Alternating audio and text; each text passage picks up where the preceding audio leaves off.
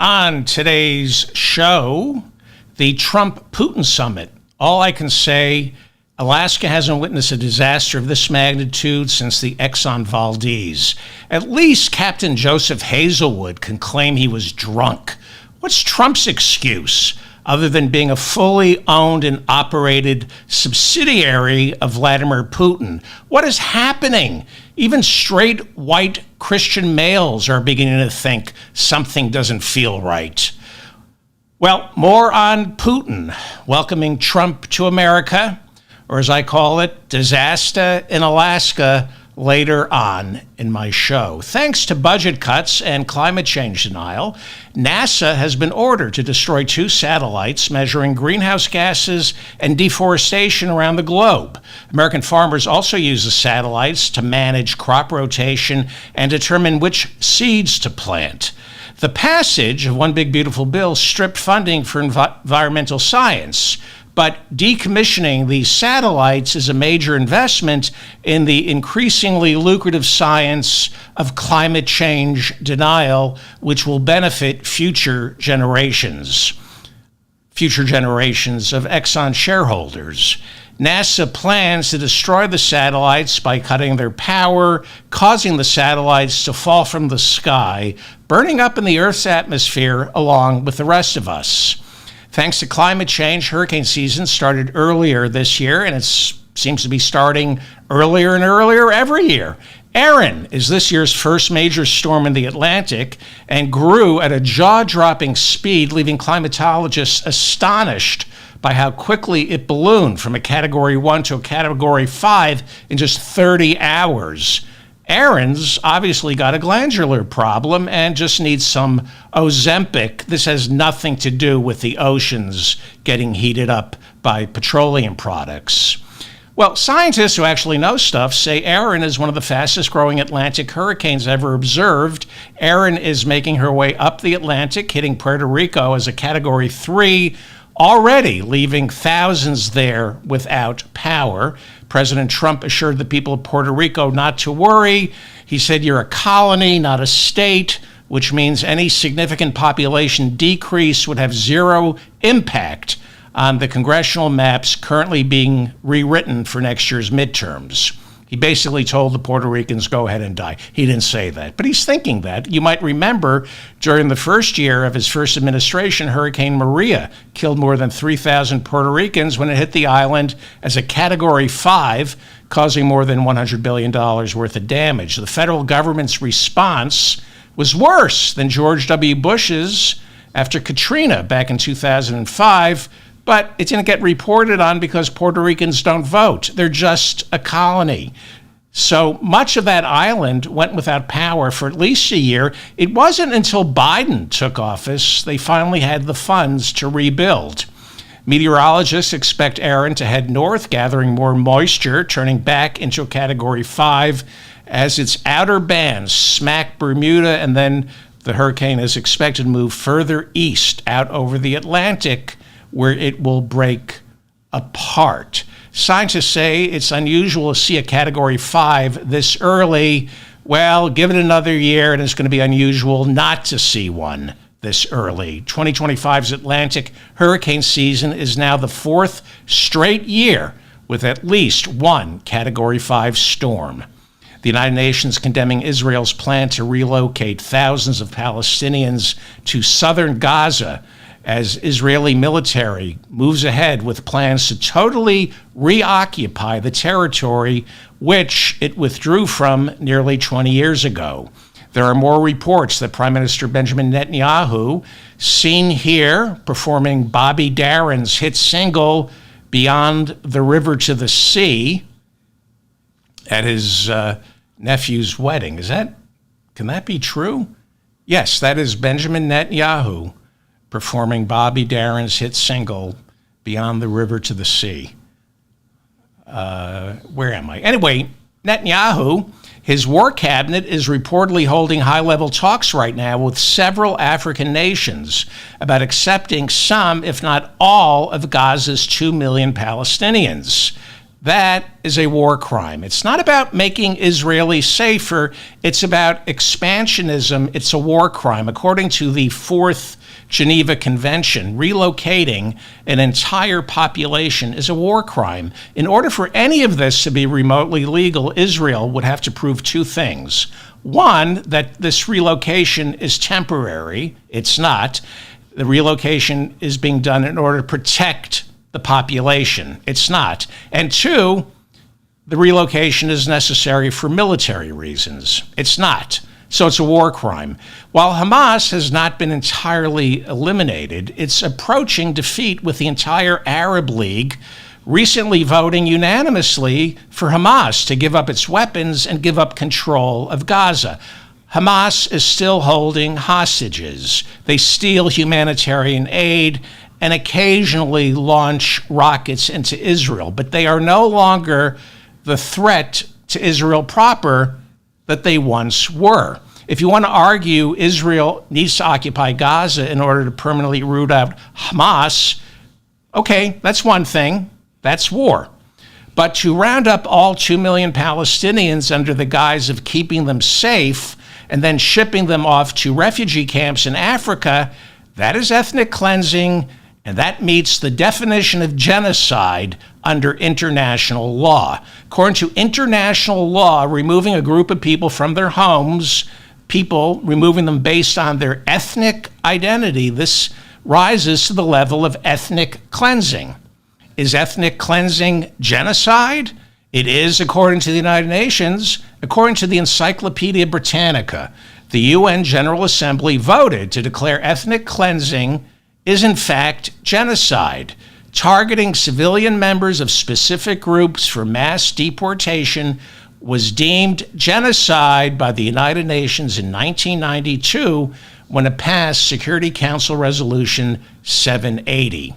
Trump has privately and publicly told Netanyahu that the United States will not interfere with Israel's plans to reoccupy all of Gaza and relocate all its citizens. In fact, Trump and the U.S. ambassador to Israel, Mike Huckabee, have openly celebrated the removal of the entire Palestinian population and replacing the Palestinians with what Trump proposed to be some kind of Riviera with high-end resorts and tax-exempt opportunity zones for international investors. Whenever there's talk of a two-state solution, two non-contiguous pieces of land are supposedly going to be given to the Palestinians for a sovereign state. Those two non-contiguous pieces of land are Gaza and the West Bank. As I said earlier, Israel pulled out of Gaza 20 years ago. They removed all the Israeli settlements. The West Bank, however, has 517,000 Jewish settlers, and it's growing. When you factor in East Jerusalem, which is also considered Palestinian territory, the number of Jewish settlers comes to 737,000. That's 10% of Israel's entire Jewish population.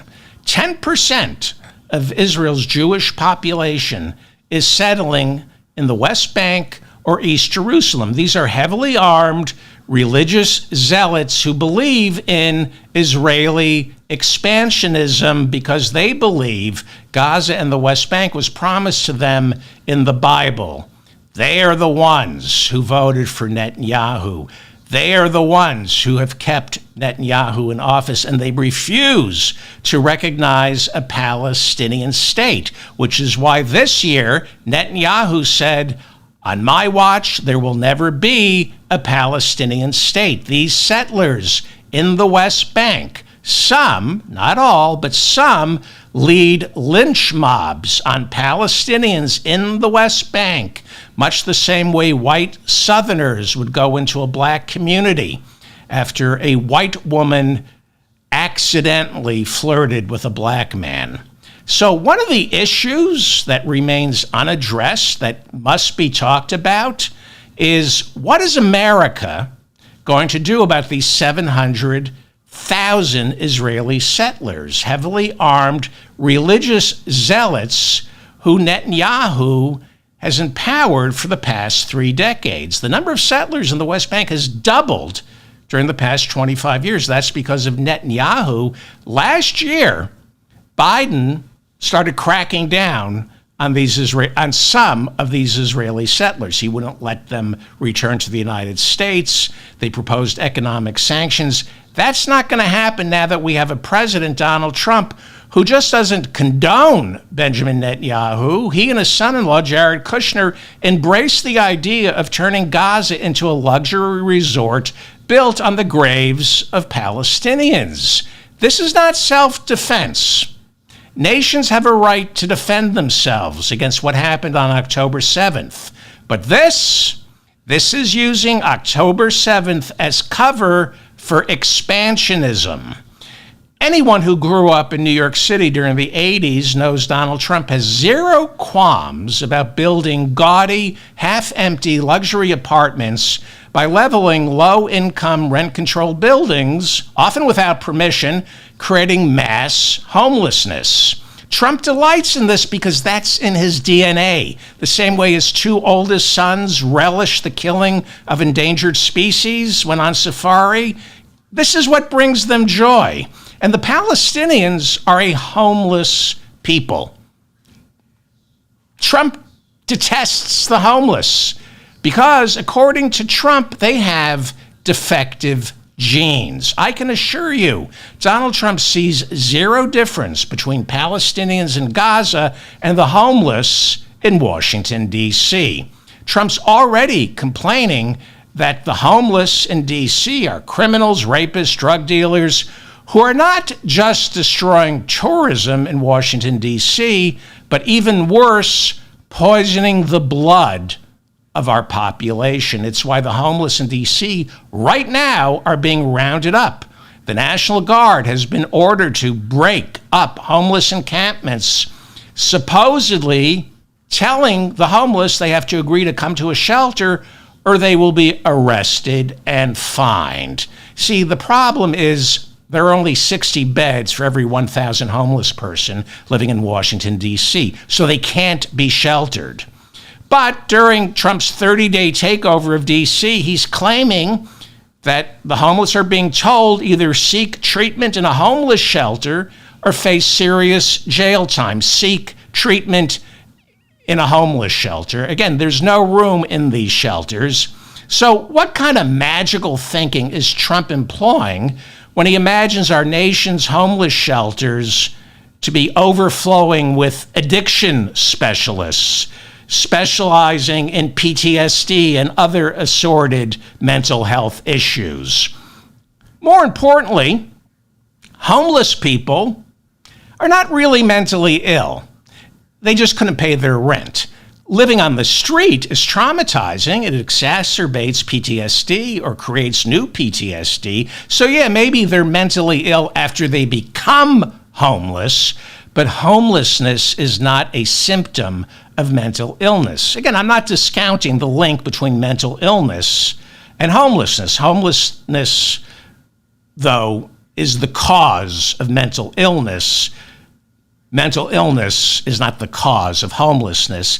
And yes, the mentally ill often have trouble paying their rent. I'm not discounting that, but homelessness, the cause of homelessness is not a mental health issue.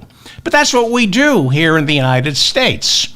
We like to blame everything on mental health issues and provide zero mental health care.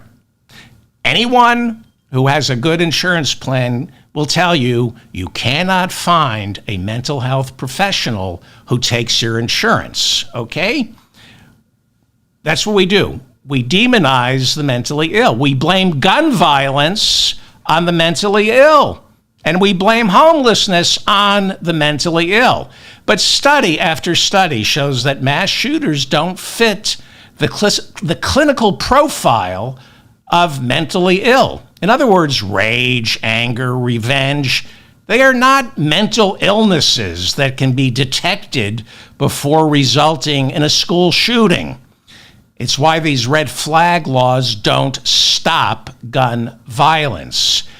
But gun manufacturers want us to blame the mentally ill for gun violence. Gun violence, people who shoot up a school are no more mentally ill than the rest of us. Please Google this. Please look that up. In America, we say and believe anything that doesn't cut into the profits of gun manufacturers. The problem isn't the mentally ill. The problem is guns. Anyone can buy one. Anyone can buy a gun when they're having a bad day. Having a bad day isn't mental illness. The same goes for protecting landlords. We protect gun manufacturers and we protect landlords like Donald Trump. It's easier to pretend the homeless are mentally ill than it is to speak the truth. And that is, the landlords are the ones who are mentally ill. Landlords, like Donald Trump, create homelessness. Landlords spread the mental illness that comes from homelessness by jacking up rents so high that right now half of what all renters in America earn each month is spent on rent. If you rent, half of what you spend, half of what you make each month is spent on rent. If you make $2,000 a month, that's minimum wage, you have to spend $1,000 on rent. And unlike owning, that $1,000 a month is not tax deductible. It is the landlords who are mentally ill. We need, at the very least, 5 million new housing units to address the shortage of places to live here in the United States. That's something Kamala Harris talked about. We need 5 million new housing units. In the past, our government had no problem stepping in and building those units. Not anymore because of landlords and homeowners. They don't want those new housing units getting built. Not in their neighborhood, not anywhere. Because laws of supply and demand dictate that should 5 million new housing units get built, there would be a glut of living spaces, forcing landlords to lower their rents. Supply and demand.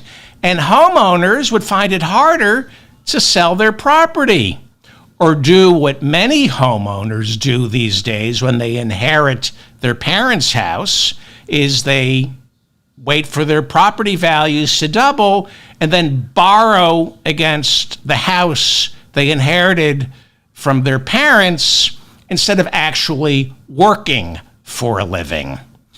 So sending in the National Guard to solve homelessness is like the Israeli military solving the housing crisis in Gaza by placing everyone in humanitarian city. That's the plan in Gaza, humanitarian city. That's Israel's plan. They're open about it. It's just not being reported here in the United States. That's the plan for the Palestinians. Humanitarian city in Gaza. And it's Trump's plan for the homeless here in America. Israel is planning to create a ghetto in Gaza that Palestinians can't leave until they are shipped off to a third country. That's Netanyahu's plan. Trump's plan for the migrants and now the homeless is almost identical, but Trump wants to make sure the for-profit detention corporations get their cut. Thanks to one big, beautiful bill, ICE now has tens of billions of dollars to spend on building and maintaining for-profit detention facilities, new for-profit detention facilities. It is now reported that by January of next year, ICE will have 50,000 new beds. If those beds are empty, Geo Group and CoreCivic can't bill the federal government anywhere between $150 to $200 a night per person. And now here's where it should get very scary for anyone who's an American citizen thinking they're safe. The owners of these for-profit detention centers don't want migrants. Migrants are a pain in the ass, especially since they eventually get deported. The owners of these for-profit detention centers want permanent inmates. That's where the money is, and that's where the homeless come in. Homeless people are permanent. Plus, Big Ag and the rest of corporate America aren't going to complain because the homeless are not a source of cheap labor the same way migrants are. The homeless are the detritus that fell through the cracks, and the rich and powerful have zero use for them. So just make them go away. Just make them disappear. Instead of giving them housing, Trump's plan is to house them forever in for-profit detention facilities as more and more cities pass vagrancy laws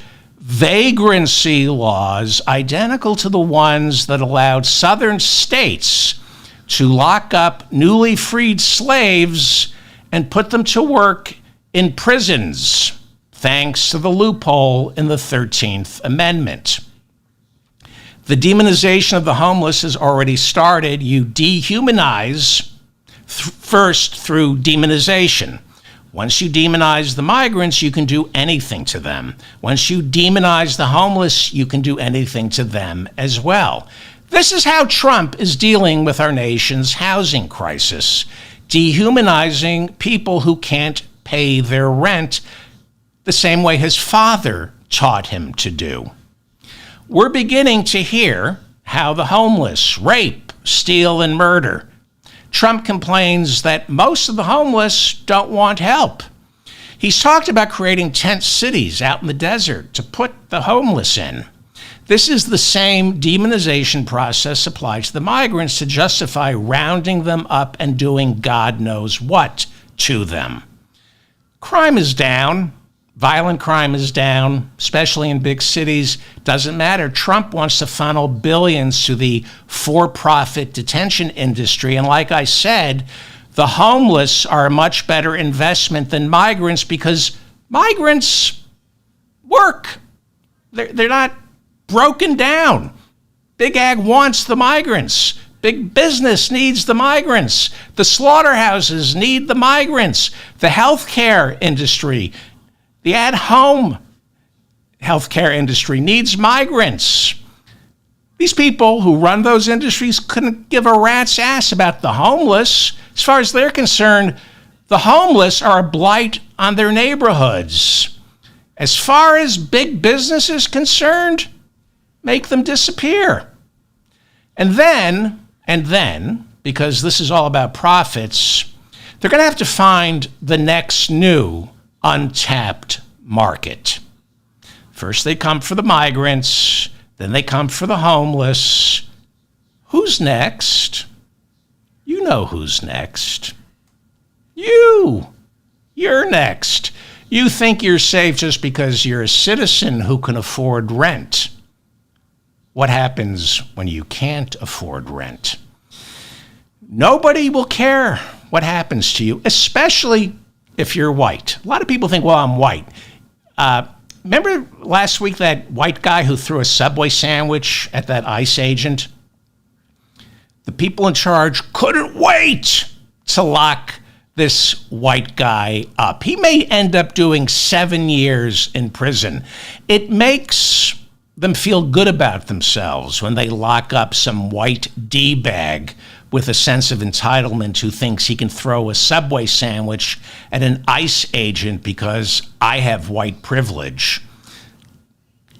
Nothing will protect you from these monsters. Nothing. The courts won't protect you from them.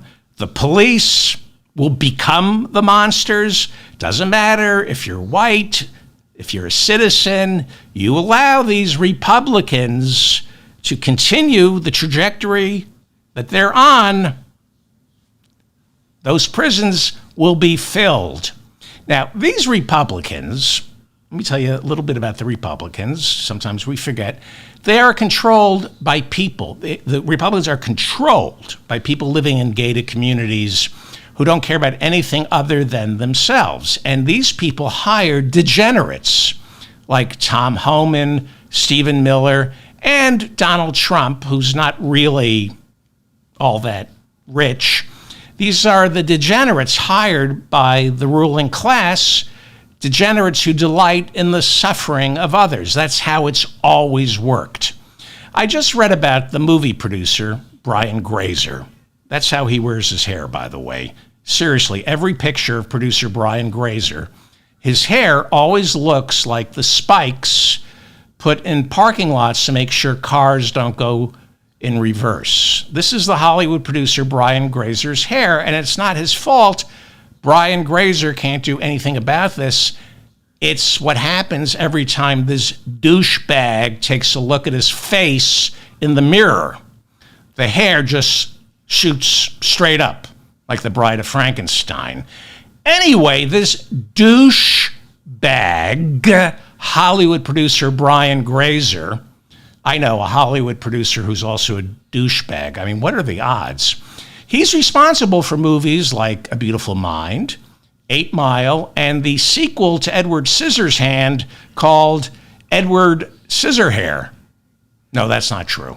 I made up the Edward Scissorhair. Anyway, Brian Grazer is Ron Howard's producing. I'm getting to a larger point here. Let me just call Brian Grazer a douchebag for a few minutes, and then I'll get back to the people who control the Republican Party. It's part of calling Brian Grazer a douchebag is part of a larger narrative. He's Ron Howard's producing partner, and that's why Brian Grazer wears his hair that way.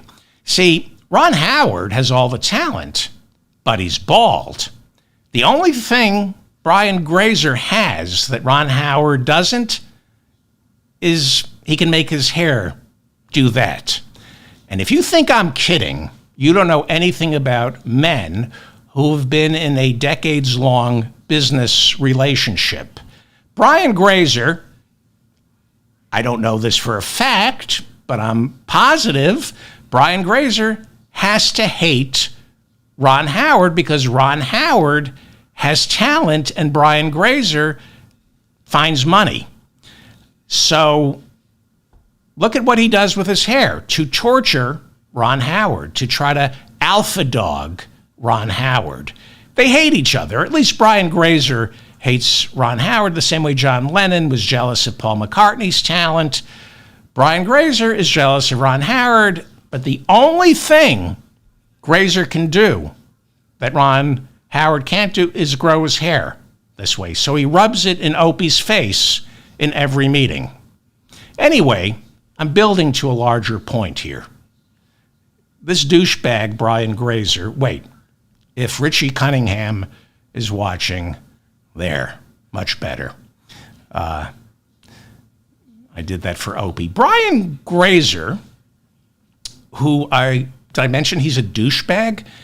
He admitted to voting for Donald Trump in a new documentary entitled The Art of the Surge. Brian Grazer has pocketed hundreds of millions of dollars making movies that tug at our heartstrings. And you know he fancies himself a Hollywood liberal. Okay, where does he fit into the Republican food pyramid? Well, he is at the top. He's like the hedge fund manager, Kenneth Griffin, the founder of Citadel. They're at the absolute top. They're the donors. And they have clean fingernails. Think of them as family-loving, good-hearted, generous people who enjoy veal with their meal every night. But Brian Grazer, who loves his veal, doesn't want to step foot inside a slaughterhouse. He doesn't even want to go to the butcher to see how his veal is prepared. He just wants his veal on his plate. He doesn't want to think about a baby male calf stripped from its mother as she cries, as the soon-to-be veal cries for its mother. Okay, I'll spare you the details. But those are the people at the top of the Republican food chain. They just want their veal.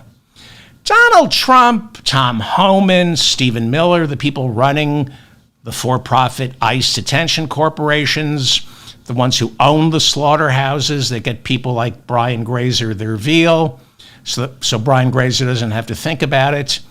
That's who Donald Trump, Tom Homan, Stephen Miller, the people who run CoreCivic and GeoWestar. They own the slaughterhouses. They run the slaughterhouses, not just because there's money to be made, but also because they delight in the suffering of living beings. So I believe bad things happen in this world because good people refuse to acknowledge the existence of really bad people until it's too late. People like Brian Grazer are not evil, not the way Trump is, or Homan, or Stephen Miller.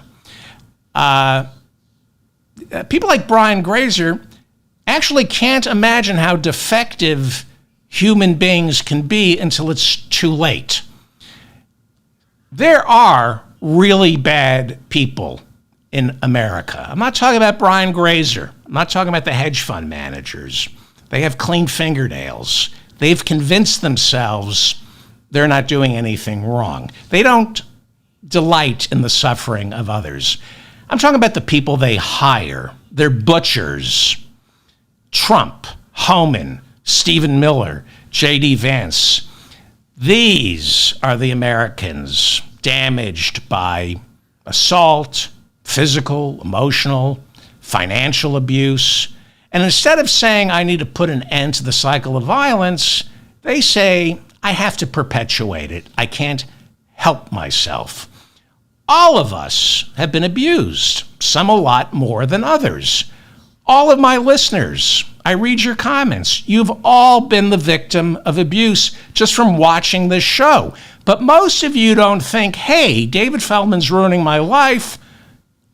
I'll do a podcast and perpetuate the cycle. Most of you deal with the abuse you suffer by trying to be kind. The rest of you are Republicans. That's who Republicans are. And there are two kinds of Republicans. People like Brian Grazer, who eat veal with plausible deniability, and the sociopaths like Donald Trump, Tom Homan, J.D. Vance, and Stephen Miller, who can only get hard working the conveyor belt inside that slaughterhouse. We need to recognize how vile those people are before it's too late. Those people, like Secretary of Homeland Security Kristi Noem, who literally brags in her autobiography about shooting the family puppy. She put that in her book to prove I can make the tough decisions. No, mommy just had a bad day and snapped. That wasn't a tough decision. Her kids were lucky they were off at school, because who knows if Noem's premenopausal killing spree would have stopped with just the family puppy named Cricket. Who names their puppy after a stripper? So Trump read that Kristi Noem delighted in killing her puppy and thought, perfect, she likes killing animals, as do my two sons. I can't put them in charge of rounding up the migrants. I'll give her the job. So it's been turned into a punchline that Kristi Noem killed the family puppy. And by laughing at that, by making it a punchline, it normalizes the fact that she killed a puppy. And if she did that, what else is she capable of doing? Who shoots a puppy?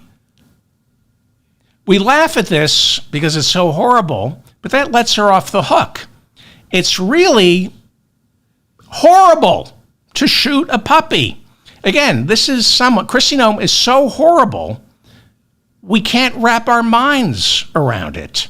So we laugh. We can't believe anybody is this despicable. She killed a puppy with a gun. She is a hateful, self-loathing human being. You can tell by the way she dresses and dipping her face in Commedia dell'arte paint before she steps outside she's a hateful human being. She hates herself and she hates others. It's why Kristi Noem can walk into that El Salvadoran prison with 60 men stacked on top of each other in one cell, like firewood, sharing one toilet. And in front of these men, Kristi Noem paints her face like a Romanian rent boy to record a public service message warning migrant families, this is what happens to you if you don't leave our country. And when I watched that PSA, when she said, this is what's going to happen to you if you don't leave our country, I thought, what? They're going to put you in this internment camp or paint your face like a Romanian rent boy? She doesn't speak clearly. Well, I got news for you.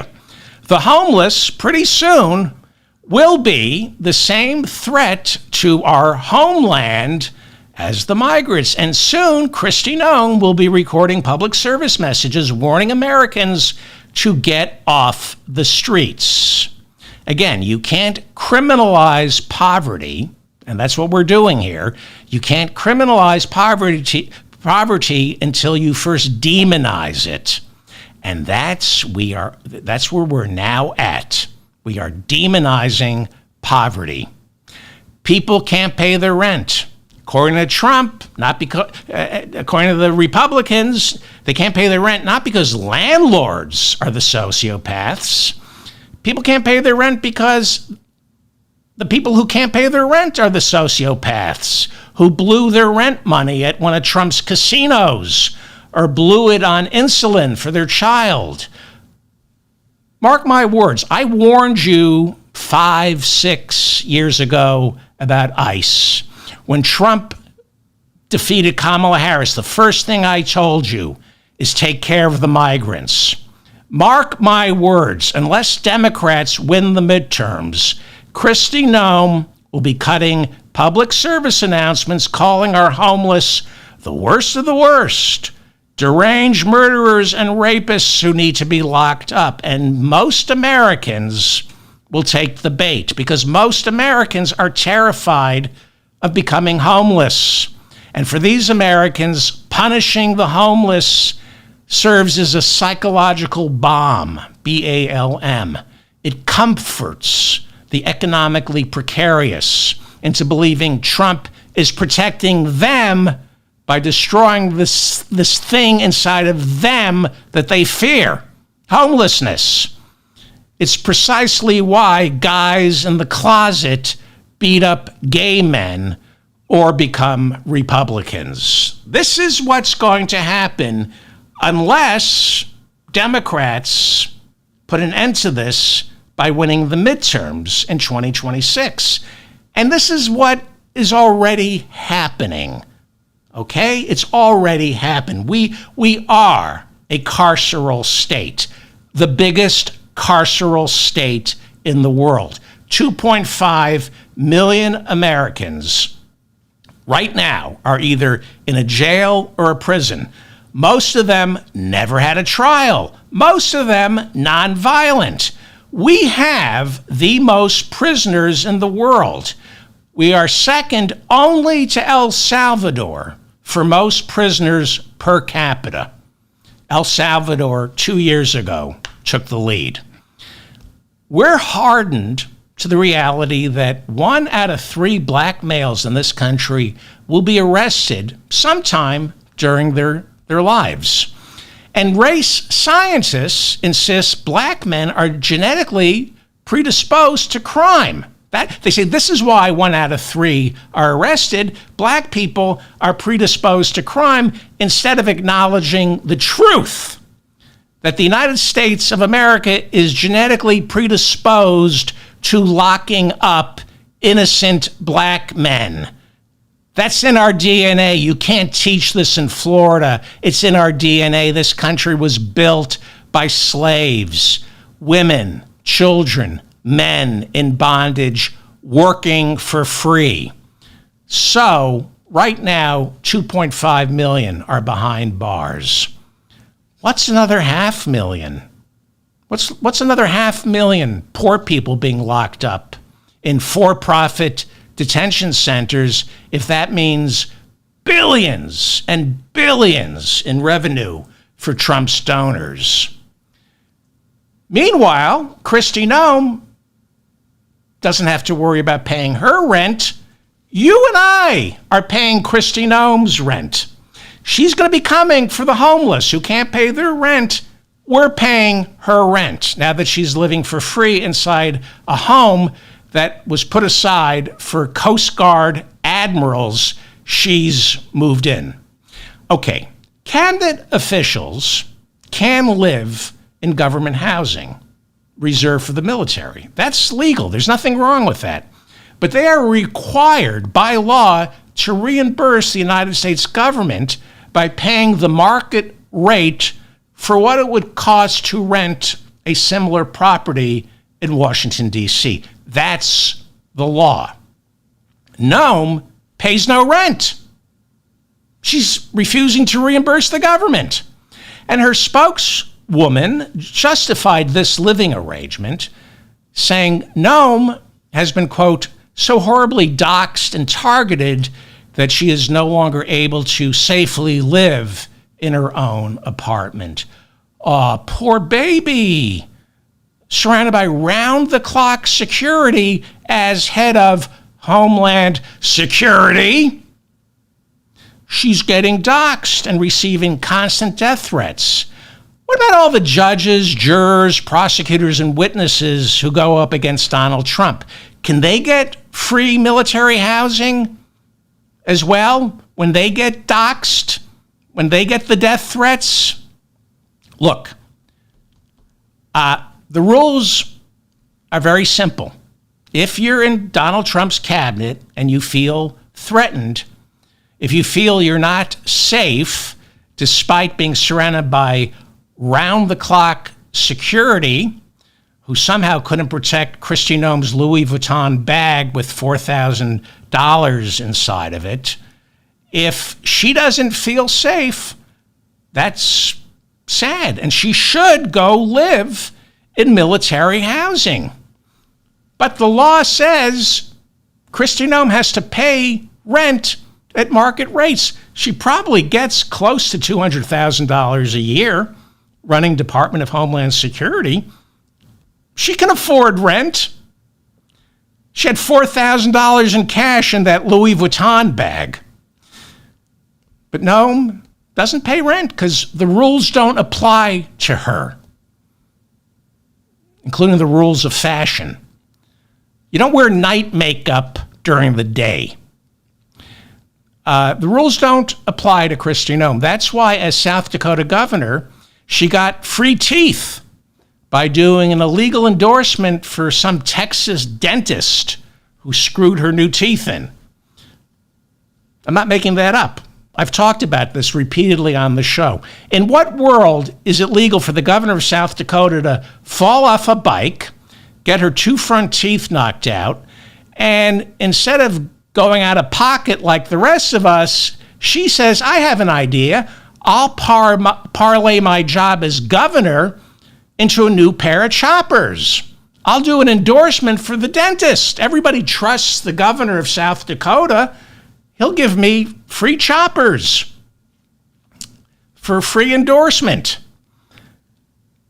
By the way, I don't believe Kristi Noem's teeth were knocked out in a biking accident. She claims she was embarrassed of her smile because her two front teeth were knocked out in a biking accident. I don't believe it. She's a liar.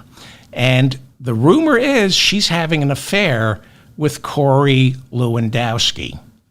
Google Corey Lewandowski. I talked about him on the last show. Watch my last show. I went over in detail Corey Lewandowski's history with women, and I'm not buying the I fell off the bike story, Kristi Noem. Is this photograph, did Corey Lewandowski do that to Kristi Noem, or has that been doctored by some crazed podcast host who knows Photoshop? I think some crazed podcast host doctored that photo of Kristi Noem meeting with Corey Lewandowski saying, "I'm tired of telling people I fell off a bike.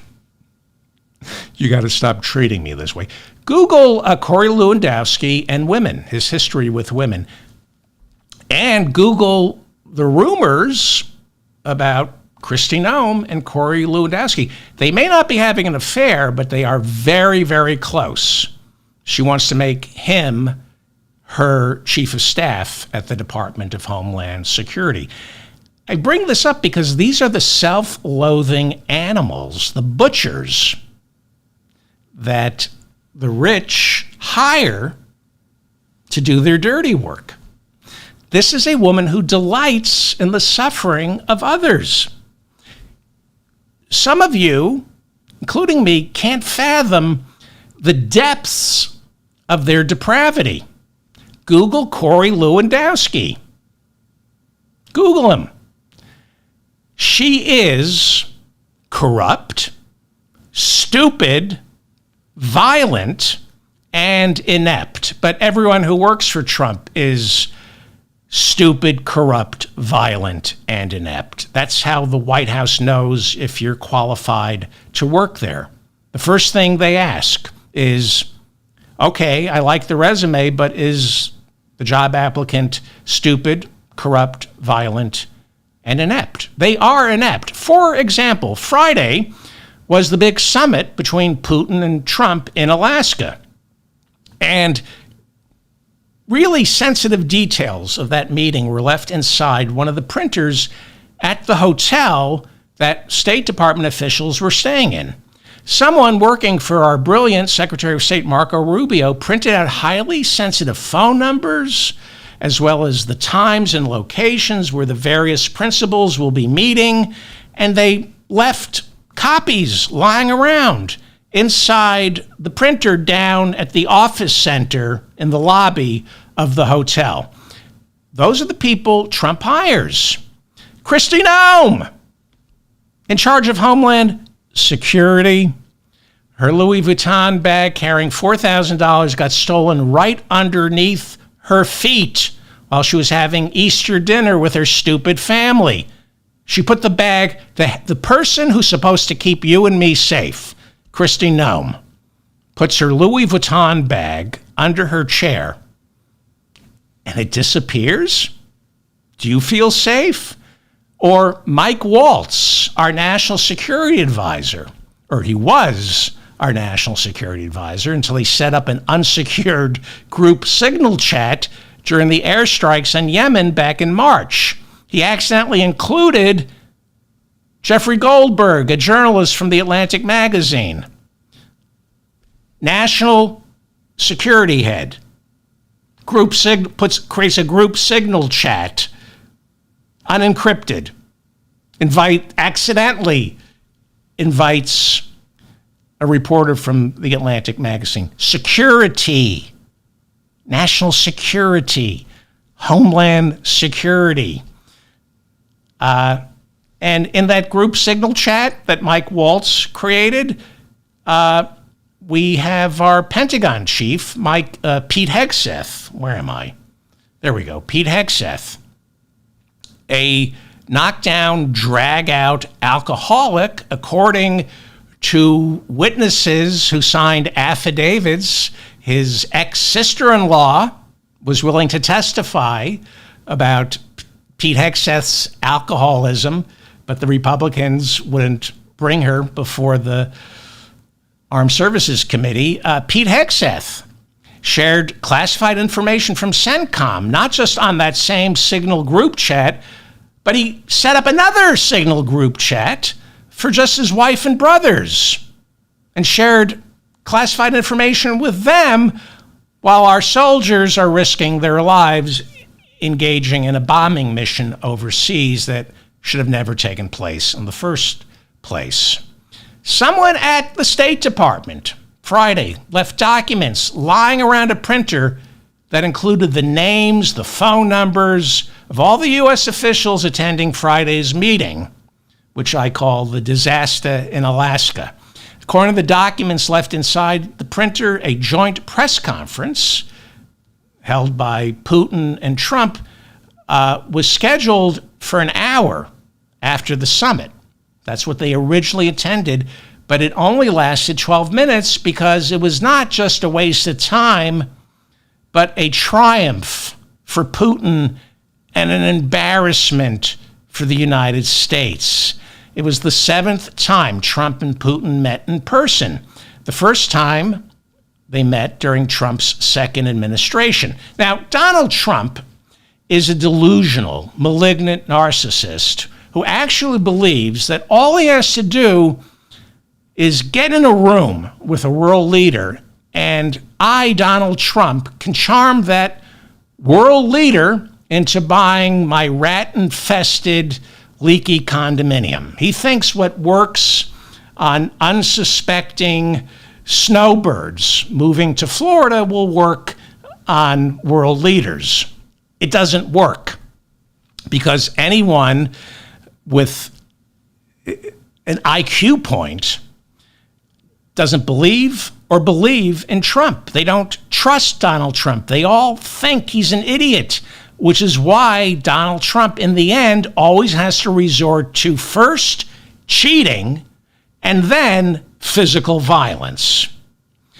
Trump was convinced all Kim Jong-un, the leader, the dictator of North Korea, he said, just get me in a room with Kim Jong-un. All you have to do is get me in a room so I can meet him, and Kim will end his nuclear weapons program. And everyone said, no, Donald, you can't meet with Kim Jong-un. Don't dignify a genocidal maniac. Don't normalize him. But Donald Trump, and of course his defenders, said, what's wrong with talking? Don't you want peace? So Donald Trump in his first administration met 3 times with Kim Jong-un. 3 times. They met in Singapore, Hanoi, and the Korean demilitarized zone. Trump said they exchanged love letters. And 6 years later, the North Korean nuclear weapons program is deadlier than it was back in 2019 when Trump and Un last met. Yeah, you got into a room. He said, get me into a room with Kim Jong-un. Yeah, you got into a room with him, and he said, you know what? I'm going to really build some weapons now that can hit California. North Korea has become so militarized since Donald Trump met with Kim Jong-un, so anti-West that North Korea, who Donald Trump sends love letters to, North Korea is sending troops and weapons to Russia to assist in its war on Ukraine. Russia's number one ally in the war in Ukraine, North Korea. That's what Trump getting into a room with a genocidal despot like Kim Jong-un accomplished. But Trump's defenders say, well, shouldn't we be talking? Don't you want peace? Well, let me show you how stupid, really stupid, Donald Trump is, and delusional. Okay? Think of the summit, this disastrous summit that just took place in Alaska. The Department of Justice, under Pam Bondi, just launched a grand jury investigation into how Obama and Secretary of State Hillary Clinton hijacked the intelligence community back in 2016 to create what Pam Bondi calls a phony impression that Vladimir Putin was secretly working to steal the 2016 presidential election on behalf of Trump, that Putin wanted Trump to win. Our director of the CIA just made a criminal referral against members of the Obama intelligence community and former FBI Director James Comey for spreading what Radcliffe, the head of our CIA, calls the Russiagate hoax. Tulsi Gabbard, our Director of National Intelligence, accused Obama of treason. She accused Obama of taking part in a coup. She accused him of masterminding this phony story about Putin colluding with Trump to steal the 2016 presidential election. So this is the narrative that Trump is weaponizing the Justice Department and our intelligence community for, to spread the lie that Russiagate was a lie. We know for a fact, I've been over this, we know Putin wanted Trump to win. We know that from reading the Mueller report. We know that from reading the report on the Mueller report called the Durham report. We know that Republican-controlled Senate intelligence committees concluded that Trump and Putin colluded, that there was Russian interference on behalf of Trump because Putin figured he'd get a better deal if Trump was president. This is how stupid these people are. And this is how stupid Americans are for believing these stupid Republicans. While Republicans last week, Trump pushed this narrative that Putin doesn't see Donald Trump as a useful idiot, Trump flies to Alaska, meets with Putin, and proves he's a useful idiot. He's Putin's useful idiot. All you had to do was watch the summit. Forget the Mueller report. Forget the findings from both the House and Senate Intelligence Committees. Forget the report on the Mueller report, the Durham report. Forget that Donald Trump's first impeachment in 2019 was all about withholding weapons for Ukraine in Ukraine's war against Russia.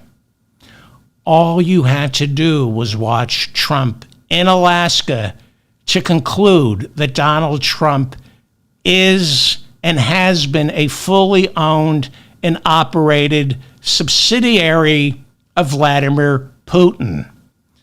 He proved Friday Russiagate is not a hoax. I read about the summit, and I followed the summit, as you all did. I'm surprised I'm the only one talking about this, although eventually people will. That always seems to be the case with this show. But I just want to bring this up because it's been lost to history. Back in 2019, during that perfect phone call between Trump and the then newly elected president of Ukraine, Zelensky, when Trump got on the phone with the new president of Ukraine, Zelensky, back in 2019, this is the call that got him impeached. Trump knew that Zelensky was fighting Russian separatists in the Donbas region. This was after Russia had seized Crimea, and it was before the 2022 invasion, okay? In 2019, Ukraine desperately needed weapons to fight Russian paramilitary organizations posing as Russian separatists. These were soldiers sent in by Putin, maybe the Wagner Group. So in 2019, Ukraine needed weapons. And Congress, in the 2019 Defense Authorization Act, voted to give Ukraine $250 million worth of aid and weapons in its war with Russia.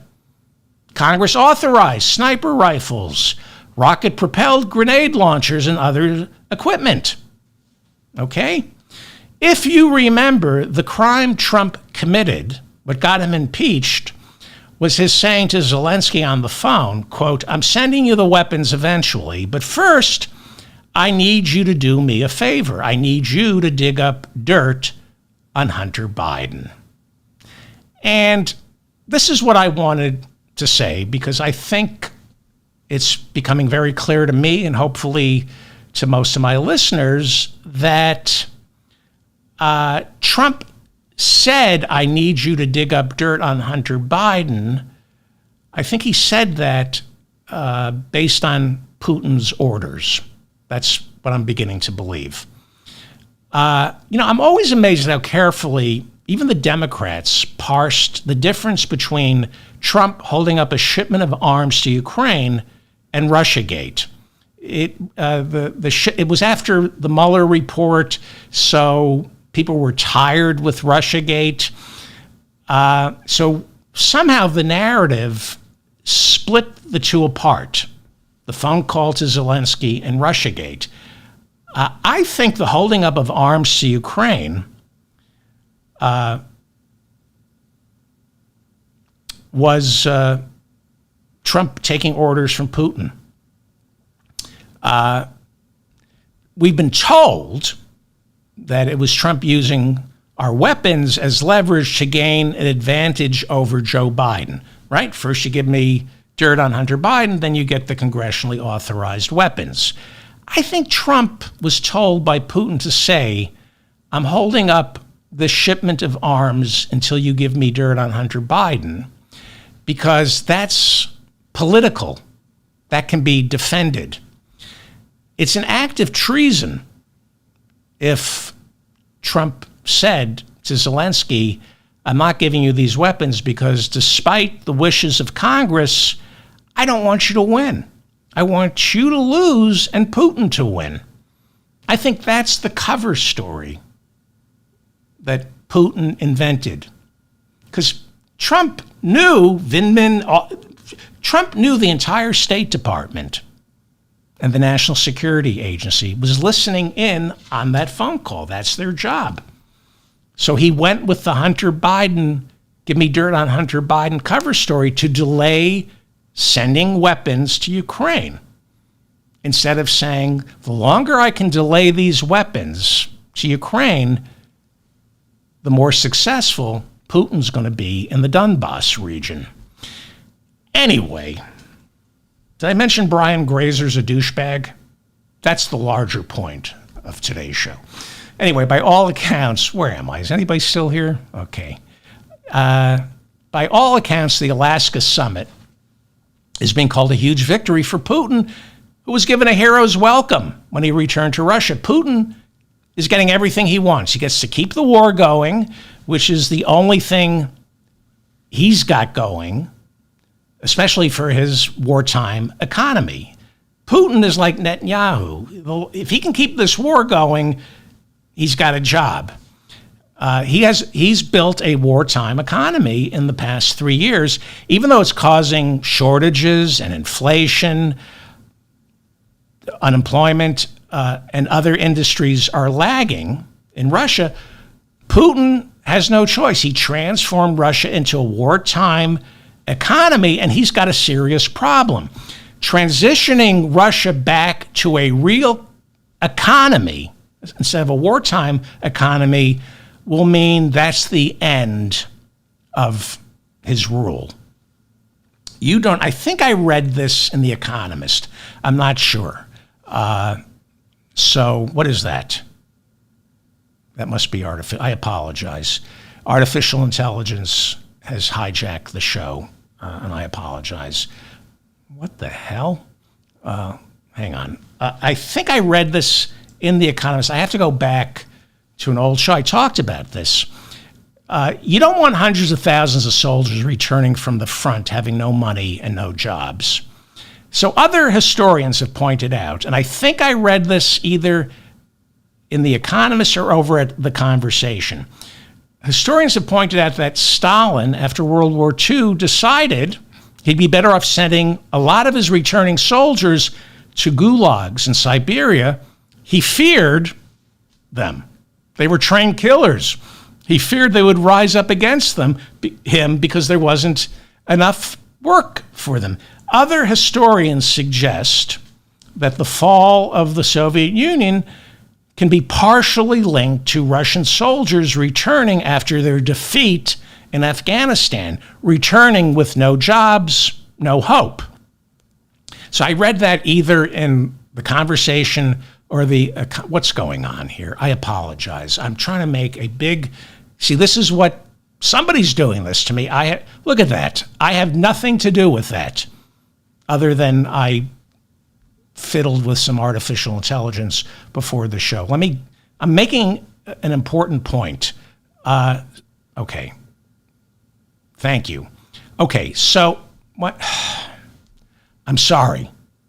I am this is not, I've lost control of the show, and I apologize because I'm talking about something very serious about putting an end, transitioning from a wartime economy, and how that can be dangerous for the guy who, like Putin or Stalin, who set up the wartime. Let me get, here we go. Okay. What's this? Oh, okay. That's just Putin giving Donald, I think that's a piggyback ride. Right? That's a piggyback ride in the hotel room. I did that with artificial intelligence. So I think, okay, hang on. I apologize. Okay. I'm sorry. If anybody's still watching, I apologize. The artificial intelligence on this show has a mind of its own. I fiddle with this stuff, stuff like this before the show. And, I laugh. I think, oh, that's kind of funny, but it's inappropriate for a show like this. And the artificial intelligence has its own consciousness and says, I don't want to be cut out of your show. Cut one of your stupid rants. Nobody wants to hear your history lessons. And then it injects itself. This is the dangers of artificial intelligence. Okay, so what I'm trying to say is Stalin was afraid of his soldiers returning from World War II, so he sent a lot of them to gulags just because he was afraid of them. And a lot of people think the Soviet Union fell because soldiers came home from Afghanistan with no jobs. And I remember my father telling me, my father was a World War II veteran, a trained killer. And yet he took so much grief from my mother. I don't even want to tell you what my father did in World War II. Wasn't afraid of Hitler.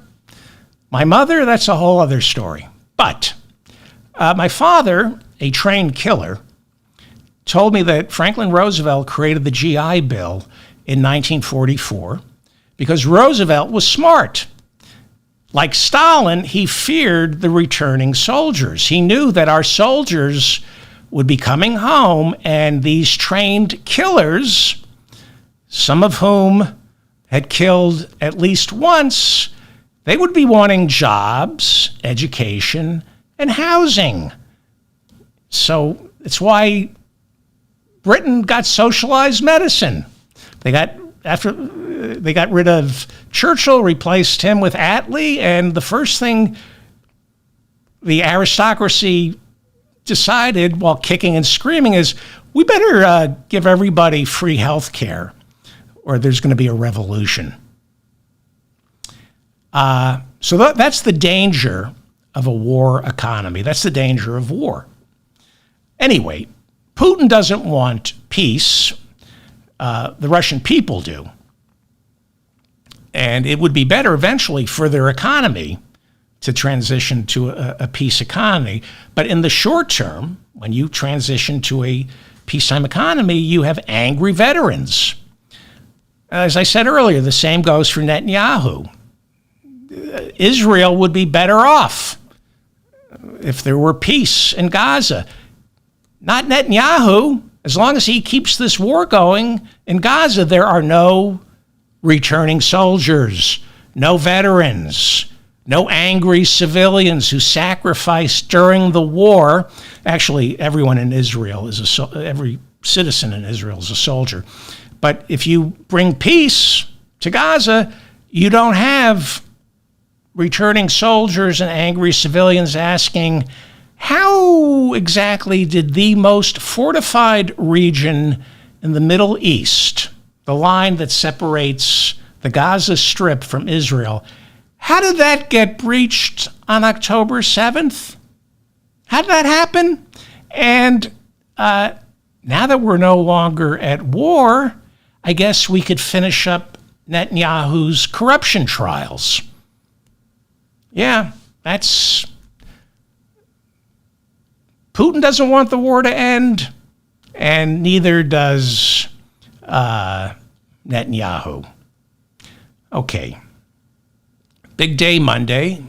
Today, Ukrainian leader Zelensky will visit the White House, accompanied by several European leaders, because like some starlet meeting Harvey Weinstein, Zelensky doesn't feel safe alone in a room with Donald Trump. We saw what happened last time.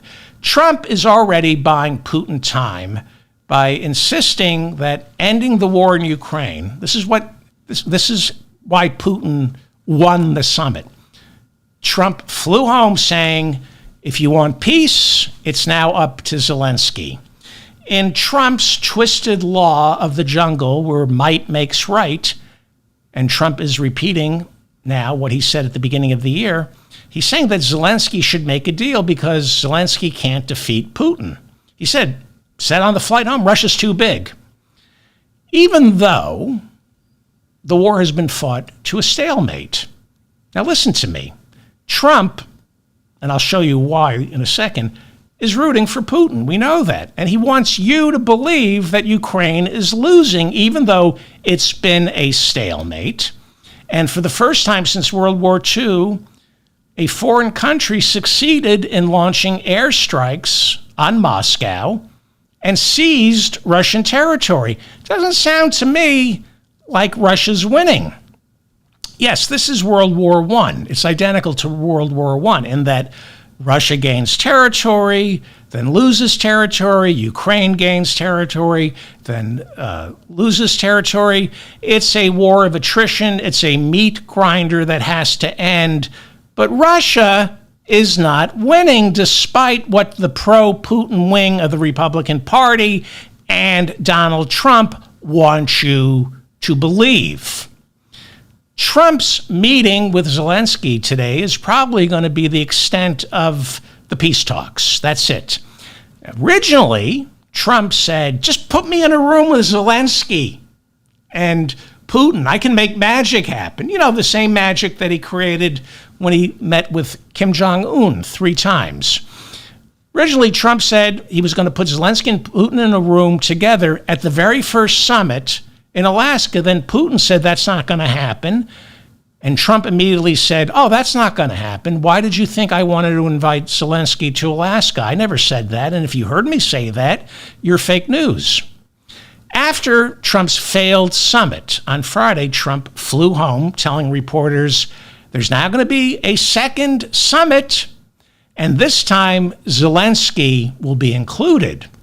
Later that day, an aide to Vladimir Putin said, Putin never agreed to a meeting that includes Zelensky, so Trump then told reporters, I never said there would be a second summit with Putin and Zelensky. If you heard me say that, you're fake news. So Putin got everything he wanted. Trump came away from that meeting never once blaming Putin for starting the war. During their joint press conference, Trump listened politely, impotently, as Putin justified the invasion by talking about the threats Russia felt having Ukraine so close to its border and being too friendly with the West. Trump, what happened? There you go. See, this is AI getting even with me. This is what happens. AI has, okay, this is where I should be panic-stricken, but I'm so delusional. Okay, let me try to find the show. I could end it. I mean, that's what a normal, healthy David Feldman would do. But, okay. I'm going to find my way. Have I found my way? All right. By the way, if you're enjoying any of this show, why? Why would you enjoy this garbage? Please hit the like button and share this train wreck with your friends or your enemy. I would do it with my enemies. Are we back? Okay, I apologize. That is artificial intelligence destroying my show. I worked on this show all weekend, and Are we even still here? Did I lose my feed? Okay, now, so pretend I'm telling you to do things for my show, like, leave a comment. I read all your comments. By the way, somebody said, remember I talked on the last show about how Trump called the financial minister for Norway and demanded the Nobel Peace Prize. One of my listeners wrote, and I think they may be right, is it Sweden that awards the Nobel Peace Prize? Or is it Norway? Anyway, I read all your comments. God, I've been depressed. Okay. I'm going to assume nobody's here, but I will continue. All right.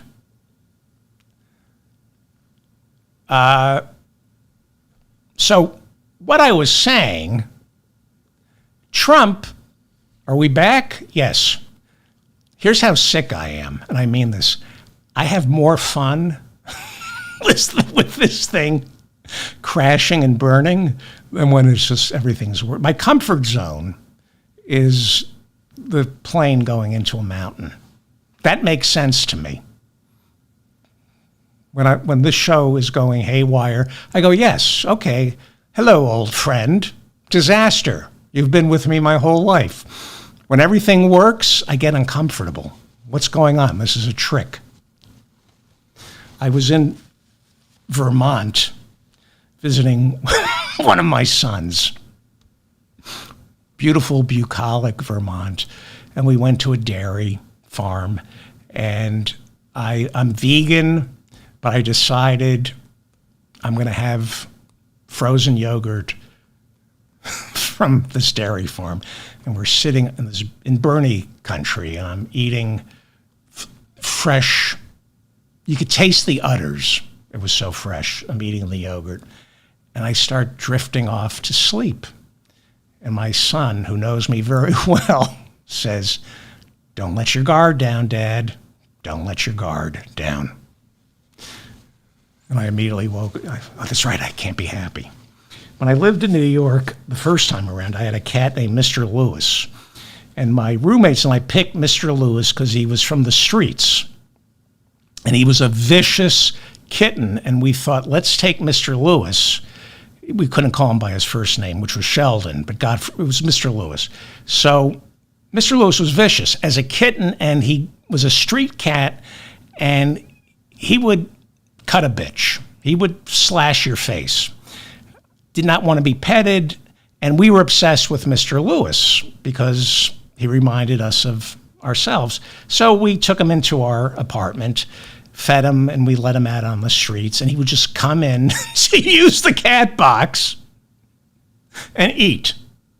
He was out all day, couldn't go in somebody's garden, had to use our cat box. And he would eat, and then he would sleep. He was a drunk. He would go out and fight and then sleep it off for 3 days. And one of the things I would do is I would sneak up on Mr. Lewis while he was sleeping, and I would pet him where the flea collar was. And if you pet a cat where the flea collar is, they start to purr.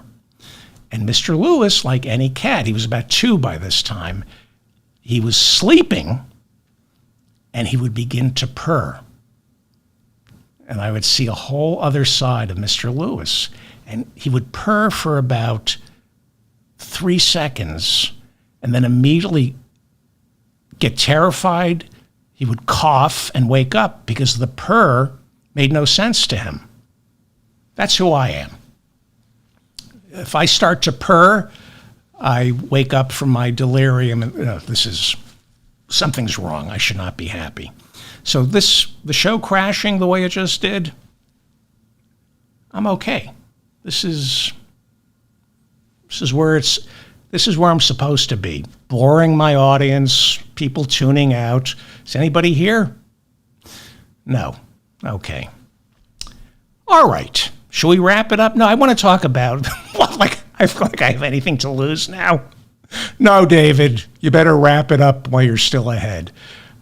To the one person still listening, Putin got everything he wanted. Now, Trump, since the big meeting with Zelensky, where he bullied Zelensky, he has recently begun talking big, acting like he's not afraid of Putin, but only when Putin isn't around. And on the flight to Alaska, Trump was posing as Mr. Tough Guy. And he told reporters that the purpose of this summit is to create a ceasefire so that both sides can then sit down and iron out a peace deal. Trump said a ceasefire is essential, and this is what he told American reporters on the flight: there will be consequences for Russia if Putin fails to agree to a ceasefire.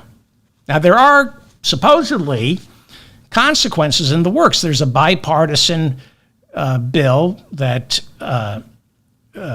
Blumenthal from Connecticut, Democrat, and Lindsey Graham of South Carolina, closet Republican, put together that would slap 500% tariffs on any country like India or China that continues to purchase oil from Russia.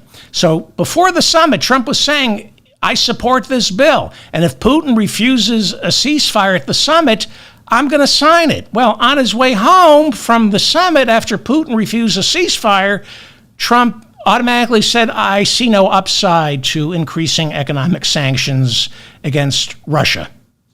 Did I ever say that? If you heard me say that, you're fake news. Again, tell me how Russiagate is a hoax.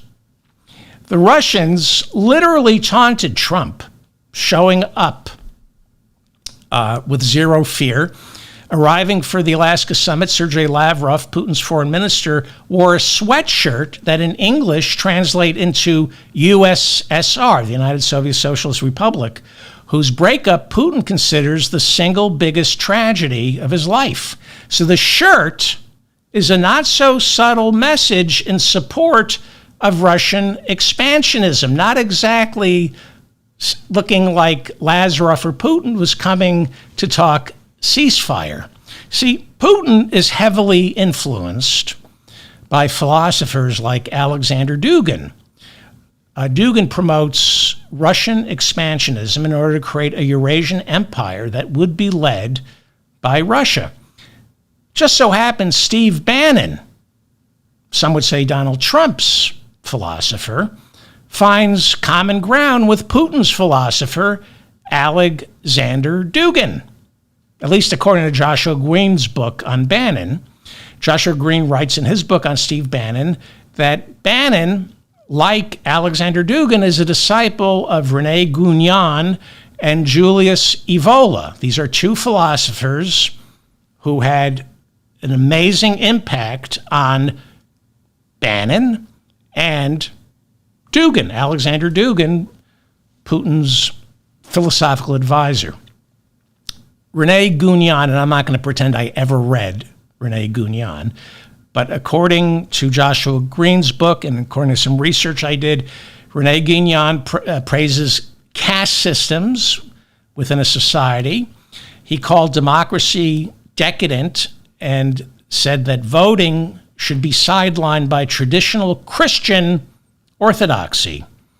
Then there's Julius Evola. He was an Italian philosopher. Never read him, but I looked him up. His theories on fascism, nationalism, militarism, expansionism, and racial hierarchy influenced both Mussolini and Hitler, as well as Steve Bannon and Alexander Dugin, Putin's advisor. So this is why the pro-Putin wing of the Republican Party is the Republican Party and why it's so pro-Putin.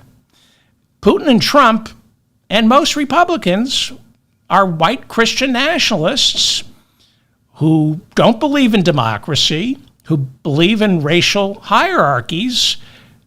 They identify with Putin. They see him, not Zelensky, as the great white hope who will maintain the ethnic and spiritual purity of Russia and Eurasia.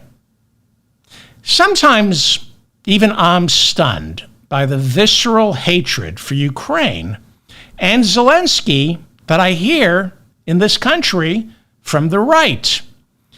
And then I'm reminded that these people on the right view Putin as offering to them a right-wing utopia in Eurasia, Russia, parts of Europe. This is why Trump returned from the summit saying he backs Putin's demand that in order for a ceasefire to begin, Ukraine must first cede to Russia all the land it currently occupies in Ukraine. Trump told reporters on the flight home that we could have a ceasefire tomorrow. All we need is Zelensky to give up the Donbas region and Crimea. This is going to be a huge problem because it's not just Zelensky, but all of Europe. All of Europe rejects making any territorial concessions in exchange for peace in Ukraine. Ukraine is already saying before Monday's meeting with Trump that there must be a ceasefire before there's any talk of giving up parts of the Donbas region. According to some reporting, Putin is saying there's no ceasefire, no peace talks, unless Ukraine gives up the entire Donbas region first, including the parts currently not held by Russian troops. Let me go large here. This is the Donbas region. It is in eastern Ukraine. Putin, after invading Ukraine in 2022, declared the Donbas part of Russia. Well, fighting there still continues. Earlier, I mentioned 2019, when Trump got impeached for holding up weapons shipments to Ukraine. Those weapons were allocated by Congress to help Ukraine defeat Putin in the Donbas region, which you're looking at right now. At the time of the perfect phone call, Russian soldiers disguised as paramilitary secessionists, they were stirring up crap in the Donbas. That started in 2014, right after Russia seized Crimea. Ukraine comes into Monday's White House meeting saying they're confused by Trump coming back from the summit, no longer demanding a ceasefire. They want to know what happened. You were going to demand a ceasefire. So a ceasefire isn't a peace treaty. It's a temporary cessation so both sides can begin negotiating. And Putin doesn't want a ceasefire. He doesn't want to negotiate. And despite Trump's recent protestations against Russia's belligerence, it looks like Trump is going to urge Zelensky and Europe to fold, posing as a peace-loving dove. Don't you want peace? Don't you want peace? All you have to do is let Putin steal your wife and children and we can have peace. Why are you so bloodthirsty? All I'm asking for you to give up your wife and kids and we can have peace, but you want to keep fighting for your wife and children. I can't deal with warmongers like you. Putin wants Trump and America to believe Russia is winning and Ukraine is losing. It's not. It's not. This is part of the propaganda. It's amazing how many Americans think Ukraine is losing. Russia this year gained limited advances in the Donetsk region of the Donbas. How quickly we forget what happened a month ago. The Moscow airport, as well as several other Russian airports, had to be shut down. Homes and buildings in and around Moscow and throughout Russia were damaged by hundreds of Ukrainian drones. Remember? That was a month ago. How did you forget? That was after a similar attack from Ukraine a week earlier.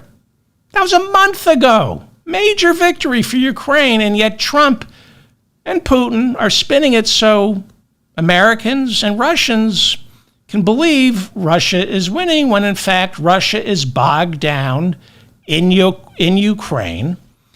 It is not winning and has proven itself during the past 2.5 years, 22 to 25. Yeah, 2.5 years.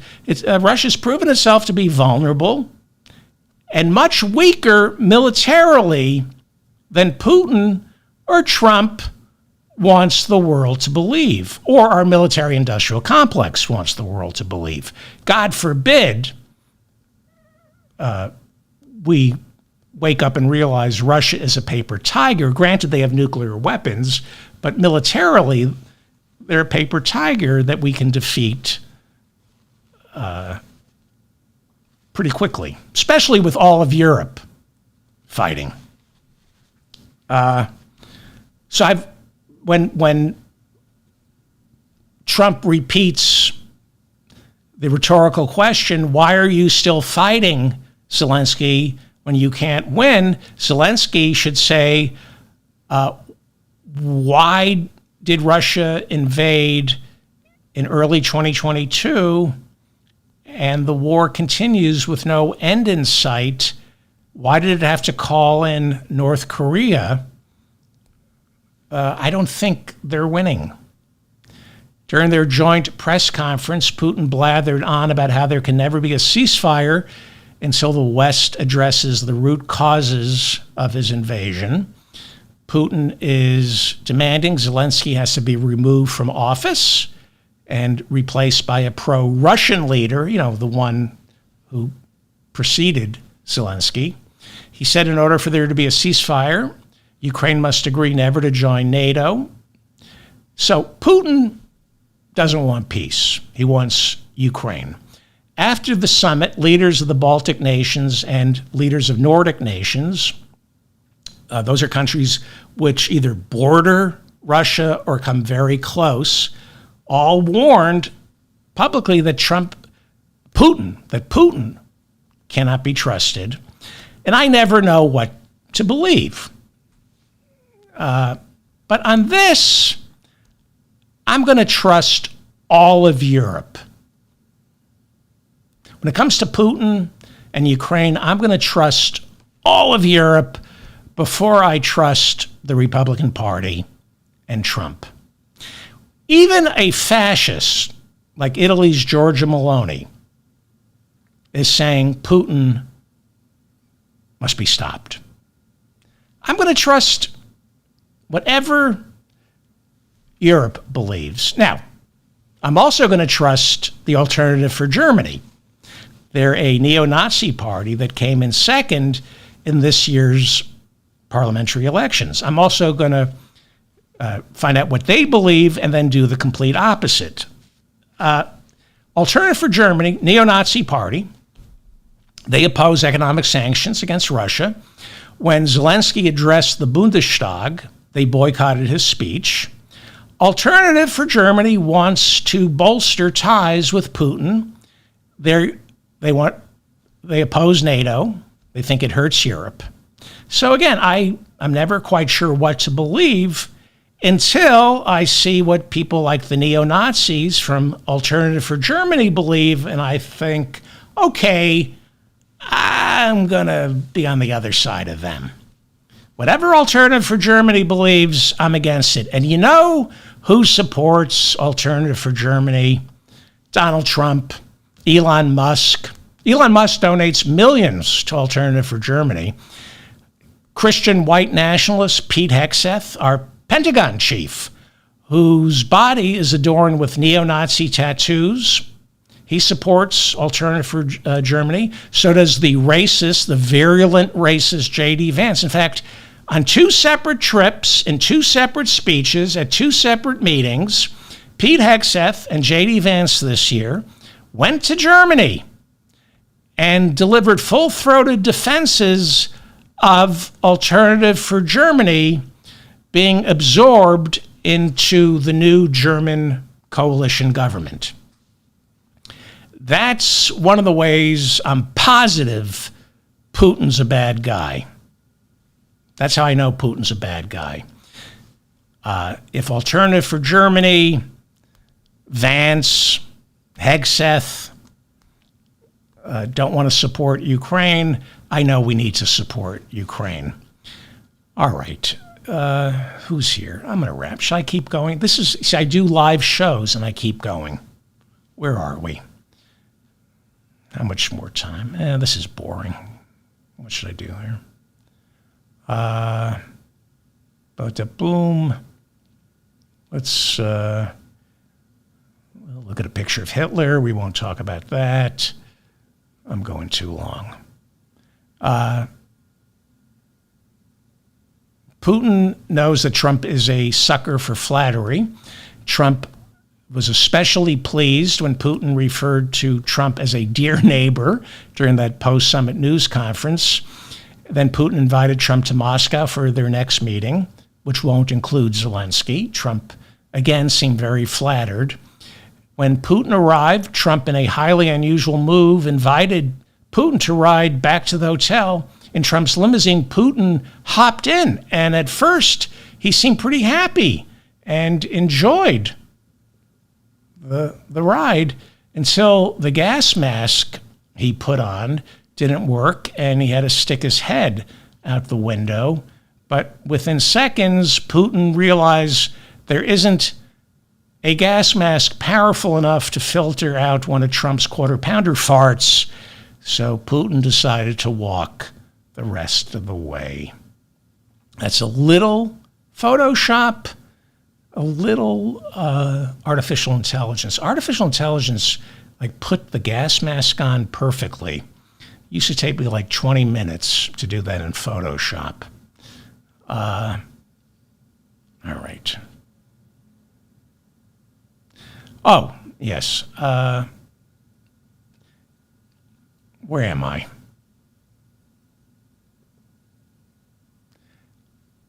During the press conference, Putin smirked when an American asked about killing innocent civilians. Putin, this is true, he just pretended he couldn't hear. I thought he was going to say, innocent civilians? You mean like your weapons in Gaza? That's what I expected him to say. That's the thing about war, isn't it? It's everybody loses their moral authority when you're at war, or when you're financing war, or when you're giving weapons for war. Trump defied international protocol. You know what? I'm just going to plow through this because I want to go to bed, and if I don't get this off my desk, it'll fester. So just turn the show off, because I got like 3 more minutes, and I'm just going to... During the press conference, Trump defied international protocol by allowing Putin to speak first. Normally, it is the host of the summit who makes the introductions during a joint appearance. It's interesting how Trump treats Putin a little differently than the way he's going to treat Zelensky today. As far as Trump is concerned, that summit was a success because Putin, during the joint press conference, reiterated Trump's claim throughout the 2024 presidential race that Trump never would have invaded, that Russia never would have invaded Ukraine had Trump been president. And that's true. They wouldn't have had to invade. Trump would have done it for them. I'm David Feldman, reminding you to stay strong and protect the weak. Okay, this was a rough show. I haven't done a live one in a while, and there were mistakes. We got hacked like this. I apologize for this. Again, this is unacceptable. AI, I used AI to make this because I thought it would be fun, but I had no intention of ever putting it on the show. But obviously the AI I'm using has developed its own consciousness and just said, no, I'm gonna be on the show. you're going to use me on this show. You don't decide. I do. And so I've had to put up with this, and I apologize that you have to see this. I mean, this is just really grotesque, and I hope that's a piggyback ride. And again, I apologize. This is just AI taking over my show. That I'm going to assume that's a piggyback ride. And this is, oh my God, Marcel Marceau of Seagull shit. All right. Thank you to Bob and Mila in the chat room for keeping the conversation civil. The show was a disaster, which means I'm going to sleep like a baby. This is my comfort zone. Please leave a comment. I read all your comments. What else?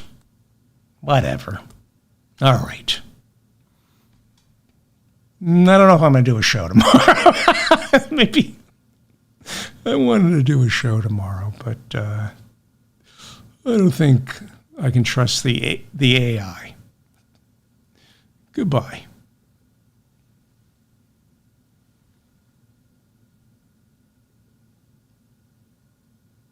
What happened? Where is it? What happened?